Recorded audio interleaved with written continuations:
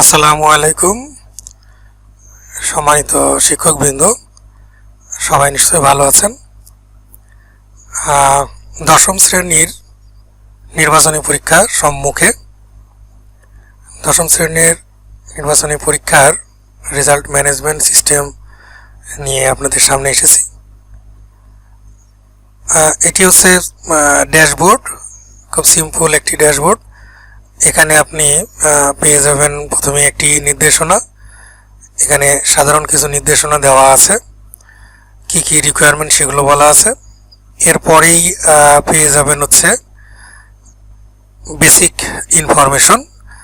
এখানে ইনস্টিটিউট ইনফোতে গেলে প্রতিষ্ঠানের তথ্য, তারপরে পরীক্ষার নাম এবং পরীক্ষার সাল, প্রতিষ্ঠানের লোগো, প্রতিষ্ঠান প্রধানের স্বাক্ষর এবং শ্রেণী শিক্ষকের স্বাক্ষর, তথ্যগুলো এখান থেকে ইনক্লুড করা যাবে। যে তথ্যগুলোই সকল জায়গায় শো করবে, যেমন এখানে আপনার সেই প্রতিষ্ঠানের নামটি শো করবে। এরপরে স্টুডেন্ট ইনফরমেশন, এখান থেকে শ্রেণী নির্বাচন করতে পারবেন।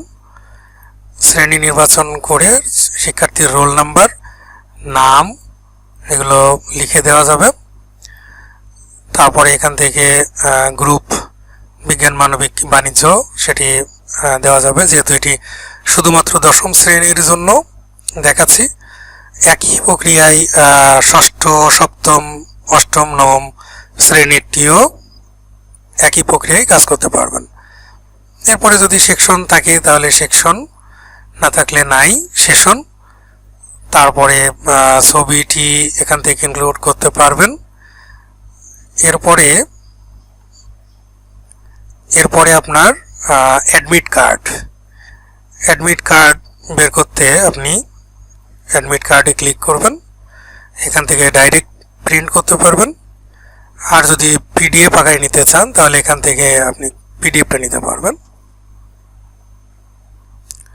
আমি এখন প্রিন্টার সেটআপ দিচ্ছি না, জাস্ট প্রিভিউটা দেখাচ্ছি। এক ক্লিকেই চলে আসলো আপনার সকল শিক্ষার্থীর প্রবেশপত্র।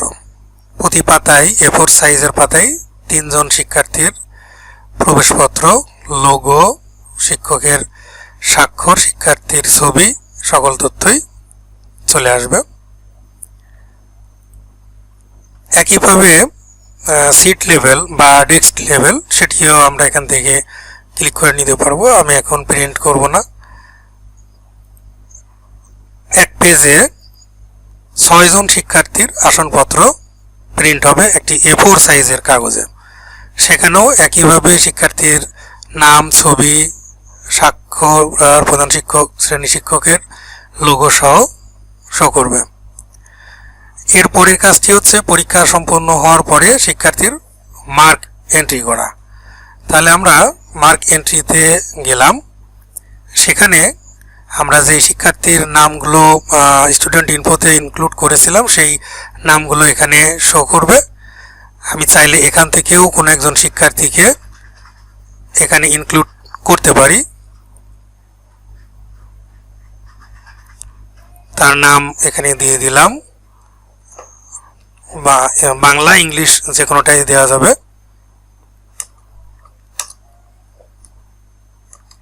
একজন শিক্ষার্থীর নাম দিয়ে দিলাম, তার বিভাগ চিহ্নিত করে দিলাম।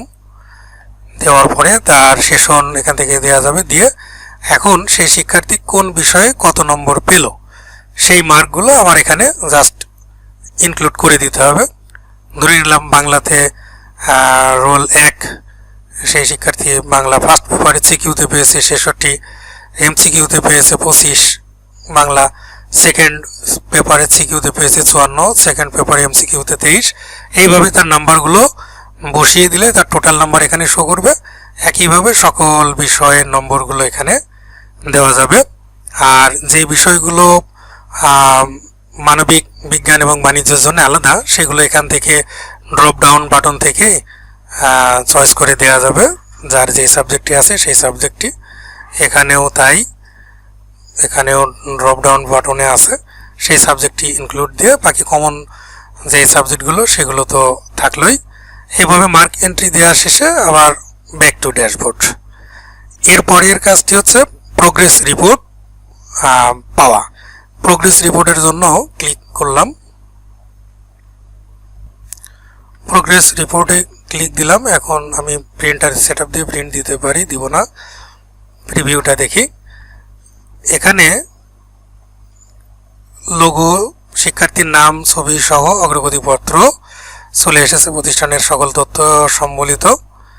এখানে তার সকল বিষয়ের প্রাপ্ত নম্বর, তার টোটাল মোট নম্বর, জিপি, প্রাপ্ত গ্রেড, চতুর্থ বিষয়ের অতিরিক্ত নম্বর, সর্বমোট নম্বর, সমস্ত তথ্য এখানে চলে আসবে।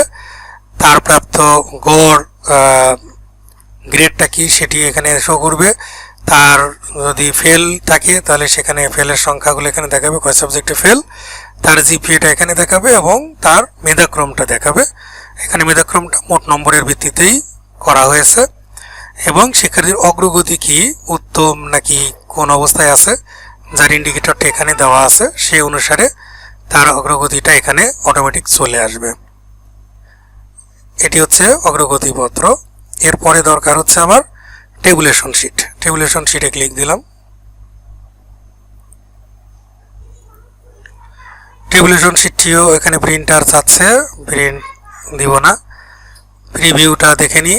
এখানে এক পাতায় এটি লিগ্যাল সাইজের পেপারে আসবে। সেখানে প্রতিষ্ঠানের সকল তথ্য এবং শিক্ষার্থী নাম সহ আসবে। পৃষ্ঠা নাম্বারও থাকবে যদি একাধিক পৃষ্ঠায় আসে অধিক সংখ্যক শিক্ষার্থীর বেলায়। এই যে এখানে আমি 8 জন শিক্ষার্থীর নাম এন্ট্রি করেছিলাম, সেই 8 জন শিক্ষার্থীর নাম, তাদের গ্রুপ এবং বিষয়ভিত্তিক নম্বর এখানে মোট নম্বর সহ দেখাবে এবং সর্বশেষ এখানে তার প্রাপ্ত গ্রেড, জিপিএ, চতুর্থ বিষয় কত অতিরিক্ত জিপিএ পেয়েছে সেইটি সহ মোট নাম্বার এবং মেধাক্রম এখানে শো করবে, তার অবস্থানটা কত। এই হচ্ছে মোটামুটি দশম শ্রেণীর সিস্টেমটি। একই প্রক্রিয়ায় ক্লাস 6, 7, 8 এটিও পাবেন। সেম একই প্রক্রিয়ায় স্টুডেন্ট ইনফো, ইনস্টিটিউট ইনফো একই প্রক্রিয়ায়। তারপরে মার্ক এন্ট্রি এখানে এসে আপনি পাবেন, যেহেতু তাদের 10টি subject, Bangla, English, math, science, digital, তারপর হচ্ছে history, life and livelihood, health, safety, religious, art and culture, সকল বিষয়ের। এখানে যেহেতু আমাদের এই বছরের নির্দেশনা হচ্ছে শিক্ষণকালীন মূল্যায়নে প্রাপ্ত নম্বর থাকবে 30, আর যেটিকে সরাসরি সৃজনশীল বা সিকিউ বলাও যায় না, সেটি হচ্ছে creative and non creative question, সেটিকে এখানে সিকিউ হিসেবে ইন্ডিকেট করা হয়েছে। সেখানে 100 মার্কের মধ্যে কত পাবে সেই মার্কটি এখানে বসাতে হবে। সফটওয়্যার অটোমেটিক্যালি সেটিকে 70-এ কনভার্ট করে নেবে, অর্থাৎ আপনার স্টুডেন্ট 100-র মধ্যে যা পেয়েছে আপনি এখানে তাই বসাবেন। এই স্টুডেন্ট 100 মার্কের পরীক্ষায় 55 পেয়েছে, আমি এখানে 55ই দিয়েছি। পরবর্তীতে অটোমেটিক্যালি তার নাম্বারটি কনভার্ট হয়ে যাবে। এইভাবে সকল সাবজেক্টের নাম্বার বসানোর শেষে আবার ড্যাশবোর্ডে ফেরত আসবো। ড্যাশবোর্ডে ফেরত এসে একই প্রক্রিয়ায় তো অ্যাডমিট কার্ড, সিট লেভেল পাবোই, প্রোগ্রেস রিপোর্ট এবং টেবুলেশন শিটটিও বের করে নিতে পারবো। প্রক্রিয়াটি সম্পূর্ণ একই। ধন্যবাদ সকলকে।